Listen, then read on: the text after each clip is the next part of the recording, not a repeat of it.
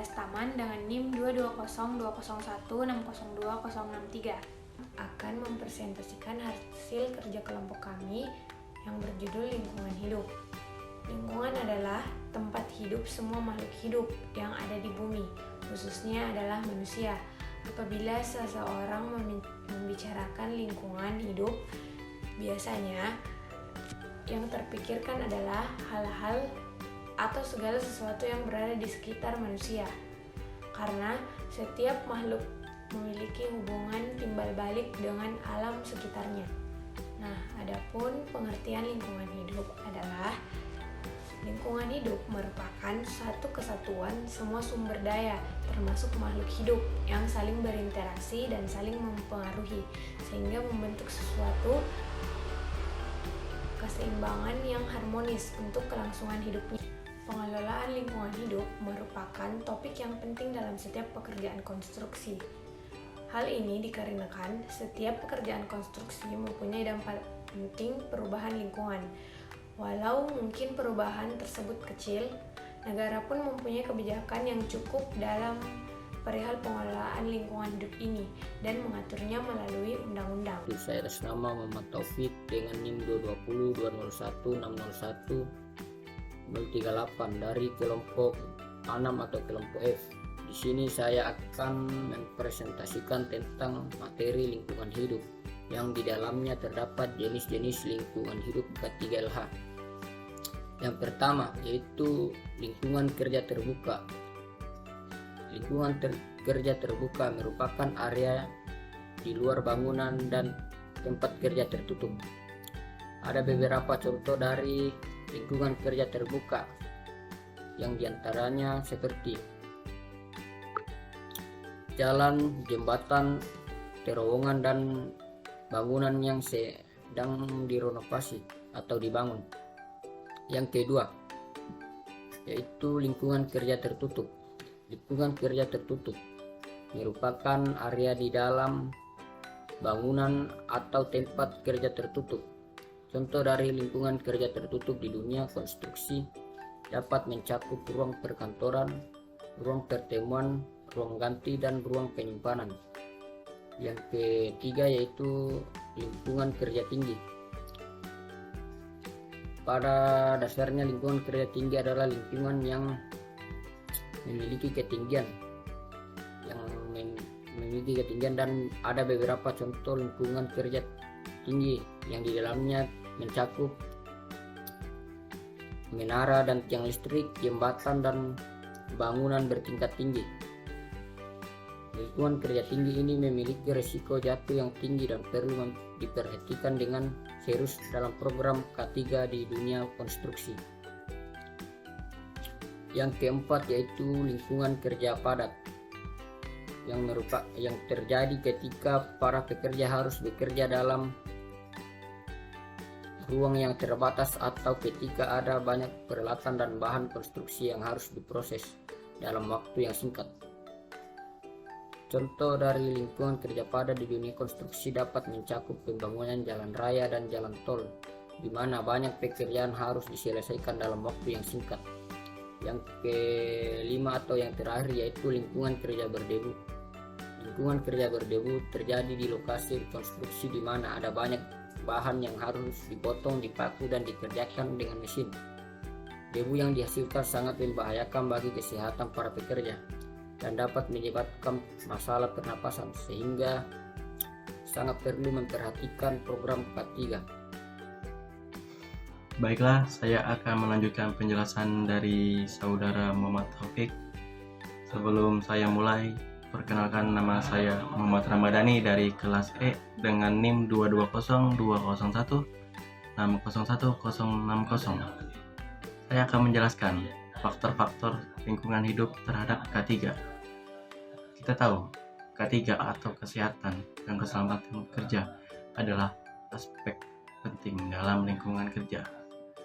Lingkungan hidup dapat mempengaruhi K3 melalui beberapa faktor berikut ini, yaitu pertama, kondisi fisik lingkungan kerja. Kenapa? Kondisi lingkungan kerja yang tidak aman atau tidak sehat dapat meningkatkan risiko kecelakaan dan cedera. Beberapa contoh kasusnya ialah ventilasi yang buruk, pencahayaan yang kurang, kebisingan yang tinggi, suhu yang tidak nyaman, dan kondisi fisik lain yang dapat mempengaruhi kinerja para pekerja. Yang kedua, bahan kimia berbahaya. Bahan kimia yang digunakan di tempat kerja dapat membahayakan kesehatan pekerja jika tidak ditangani dengan benar. Bahan kimia tersebut dapat masuk ke dalam tubuh melalui pernapasan, kulit, atau mulut, dan dapat menyebabkan berbagai penyakit serius. Selanjutnya ialah teknologi dan alat kerja. Penggunaan teknologi dan alat kerja yang tidak aman atau tidak sesuai dapat meningkatkan risiko kecelakaan dan cedera. Misalnya, mesin yang tidak terawat dengan baik, alat pengangkut merusak, atau alat pelindung diri yang tidak memadai dapat membahayakan keselamatan dan kesehatan pekerja. Yang keempat ialah menggunakan kebijakan dan prosedur kerja. Kebijakan dan prosedur kerja yang tidak efektif atau tidak jelas dapat memperburuk risiko kecelakaan dan cedera. Misalnya, kebijakan yang tidak memperhatikan faktor keselamatan dan kesehatan para pekerja, atau tidak memberikan pelatihan dan pengawasan yang memadai. Dan yang terakhir ialah kondisi psikologis dan sosial. Mengapa hal ini termasuk? Karena kondisi psikologis dan sosial juga dapat mempengaruhi K3 di tempat kerja. Misalnya, stres yang tinggi atau gangguan lingkungan kerja yang dapat mempengaruhi kinerja pekerja dan meningkatkan risiko kecelakaan. Oleh karena itu, lingkungan kerja yang aman dan sehat harus diperhatikan dan dijaga agar para pekerja dapat bekerja dengan aman dan nyaman serta terhindar dari risiko kecelakaan dan cedera. Itu saja yang bisa saya sampaikan. Untuk materi selanjutnya akan dijelaskan oleh rekan saya, Saudara Muhammad Inje Fadlan Fatin Maulana. Perkenalkan, nama saya Inje Muhammad Fadlan Fatin Maulana dengan NIM 220201602083. Adapun manfaat lingkungan di K3H, lingkungan hidup yang sehat dan lestari sangat penting untuk keselamatan dan kesehatan kerja atau disebut dengan K3 di tempat kerja. Berikut adalah beberapa manfaat lingkungan hidup yang berkontribusi pada program K3 di tempat kerja. Yang pertama, menjaga kesehatan karyawan. Lingkungan yang bersih dan sehat dapat mengurangi risiko terjadinya penyakit akibat kerja seperti asma, dermatitis, dan kanker. Kedua, mengurangi risiko kecelakaan kerja. Lingkungan yang aman dan teratur dapat mengurangi risiko terjadi kecelakaan kerja seperti tergelincir, terjatuh, dan tertimpa benda. Ketiga, meningkatkan produktif karyawan. Lingkungan yang nyaman dan sehat dapat meningkatkan produktivitas karyawan karena karyawan dapat bekerja dengan nyaman dan tenang. Keempat, mengurangi risiko pencemaran lingkungan. Tempat kerja yang ramah lingkungan dapat mengurangi risiko pencemaran lingkungan seperti emisi gas beracun dan limbah berbahaya. Kelima, meningkatkan citra perusahaan.